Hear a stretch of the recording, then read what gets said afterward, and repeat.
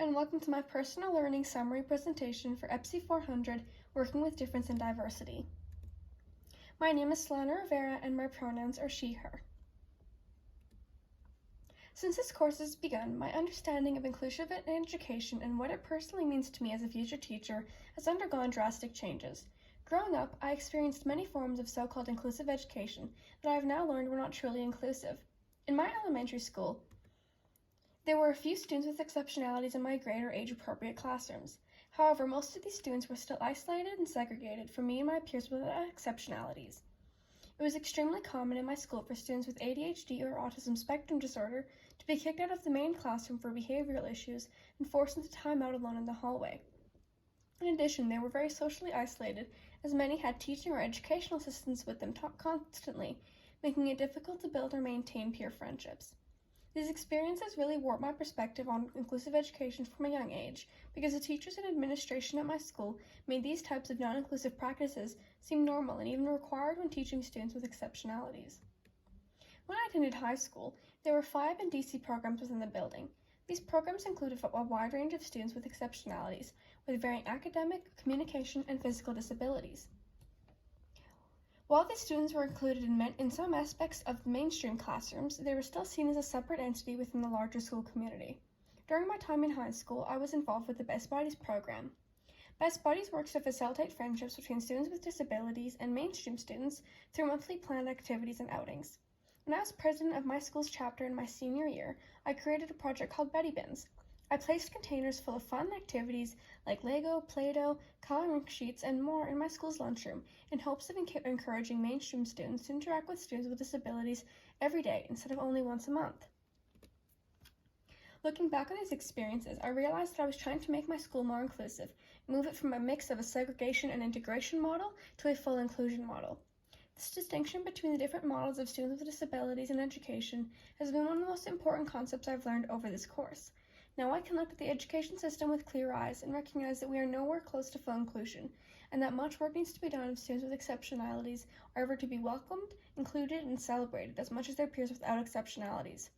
Growing up, I didn't have the tools and knowledge to question my schools and education, but this course has taught me these skills. This is probably my biggest takeaway from the class, is how to look at inclusive education systems and recognize the flaws and room for growth, rather than just accepting it as good enough. Our students deserve more than good enough. I have learned so much about inclusive education and how I can use it when I'm an educator, but I believe the most important thing I've learned is that the fight for inclusive education is ongoing, and that as a future teacher, there is always more to learn about inclusivity and diversity. While we have come a long way from how exclusionary and isolating our schools used to be, there is still a long road ahead, and we all have a part in creating the inclusive education that we want to see in our world. My own personal approach to inclusive education is heavily influenced by my own experiences and research and the course textbook and readings. I've always viewed my role as an educator as that of a facilitator of learning, and inclusive education is no different. I feel that my key role is to guide all my students through their learning with flexibility and empathy so that all students learn to the best of their ability. My teaching philosophy is also really heavily influenced by universal design for learning, which I only recently learned about in this class. Universal design for learning involves creating and using instructional materials and activities for the entire class that allows all students, even those with diverse needs, to achieve their learning goals through flexible and adaptable curriculum. Before this class, I didn't realize just how helpful so many inclusive education practices are for the entire class, and they can benefit all students, not just those with exceptionalities. I feel that this very closely relates to my role as facilitator, because universal design for learning demands that teachers move past standardized, lecture-heavy teaching and create an environment where all students have the freedom to learn in their own unique way. Some concepts I've learned in this class around inclusive education that I feel are now very important to my approach are accommodations and modifications and person-first language. Accommodations and modifications are incredibly important when differentiating teaching and assessment for individual students. These are especially useful when facilitating learning because it helps teacher guide students with diverse needs. Person-first language is also incredibly important to me, so my future classroom is a safe, respectful, and welcoming space that celebrates each student instead of focusing on their disability. Some ideas I've learned about inclusive education that I'll be using when I'm a teacher in my classroom environment are having a classroom calm-down corner, using visual direction cards, and checking in with student progress consistently. I really love calm down corners because they help all students, but particularly students with exceptionalities who struggle with emotional regulation or behavioral outbursts.